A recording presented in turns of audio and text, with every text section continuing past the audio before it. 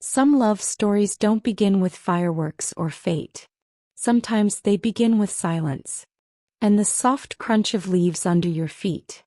It was the end of August when Sarah Winters boarded a train to upstate New York. She had just finished a hectic gallery exhibit in Soho, the kind that leaves you breathless, successful, and deeply lonely.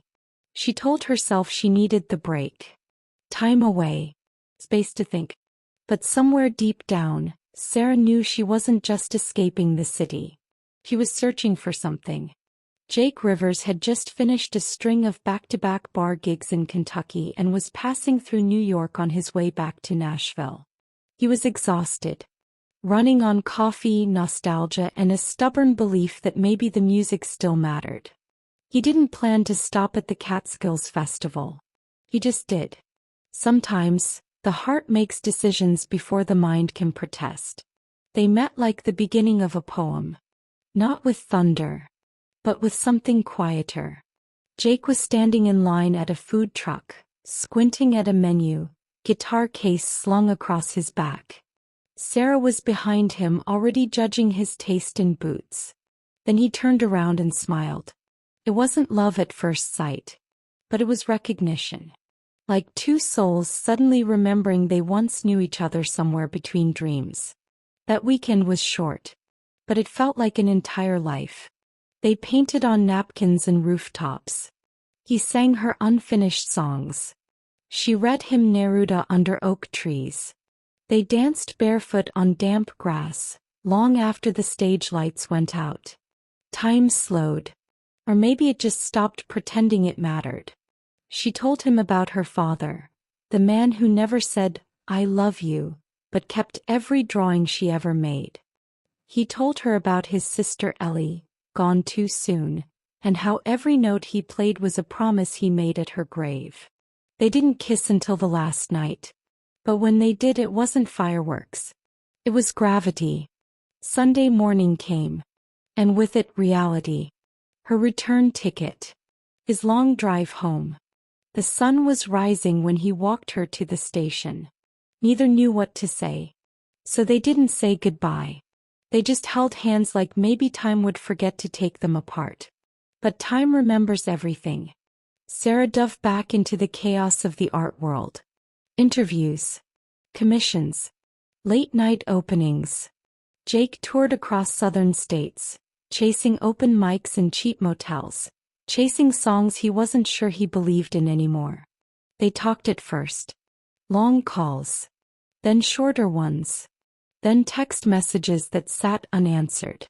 Not out of malice, but because silence too is sometimes a form of grief. Months passed. Then a year. Then Sarah started dating a gallery owner named Martin. Nice. Predictable. He always texted back. But when he asked about the painting she kept covered in her studio, she lied and said it was a failed project. She didn't tell him that under the sheet was a canvas called The Sound of His Voice. Jake almost proposed to a girl in Austin once. But when she asked why his lyrics always sounded like goodbye, he didn't have an answer. He just stopped playing for a while. Stopped writing. He said it was burnout. But the truth was he was haunted by a laugh he hadn't heard in years. One October, Sarah took a walk through Central Park. She stood under a sycamore tree watching the leaves fall. And without warning she cried. For everything that had almost been. And everything that might still be. It was 3 years later. Boston. Autumn. Jake was playing a small gig in a basement cafe. No posters. No fanfare. Just 15 people, a stool, and a song he hadn't planned to sing. He looked out at the crowd and froze. There in the back corner, scarf wrapped around her neck, eyes already wet, was Sarah.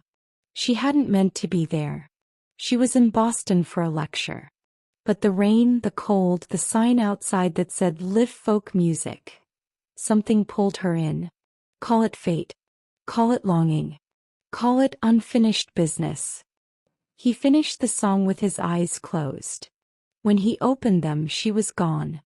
But on the chair she'd sat in, he found a napkin. With a sketch of him. eyes closed, seeing, and below it the words, "I remember every note." They met outside 20 minutes later. Neither could speak. So they didn't. They just walked. Under red and gold leaves. Down quiet cobbled streets. And when they stopped under a flickering lamp-post, he touched her cheek and whispered, "I never wrote again." She whispered back, "I never stopped painting you."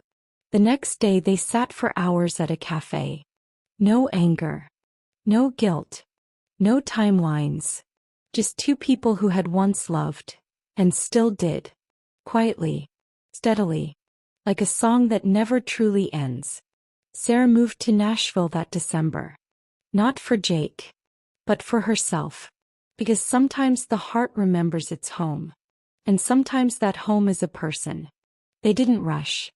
They rebuilt. Slow mornings. Shared meals. Late night art and song. They opened a studio together. Second verse. A place for lost creatives. A space for those trying to begin again. Years passed. But every autumn without fail they returned to where it began. The Catskills Festival. He would play. She would paint. And people would stop and stare, not knowing they were watching a story that took years to write. One year under an amber sky, Jake sang a new song. It was quiet. Bare. Just voice and guitar. We lost each other once. In silence and in fear. But I'd wait 100 seasons. Just to have you here. When he finished she was crying. And for the first time in years he cried too. Some love stories don't happen all at once. Some are interrupted by pain. By distance. By the ache of becoming who we're meant to be. But when the timing is right, when the season returns, even lost songs find their voice again. Because love like this doesn't disappear. It waits. It lingers in songs unfinished. In paintings unnamed. In the smell of rain. In the sound of autumn leaves brushing the sidewalk. And sometimes, it sings. This was their story. Sarah and Jake. A love paused. A melody misplaced. But when the world was quiet enough, found its way back. And this time, it stayed.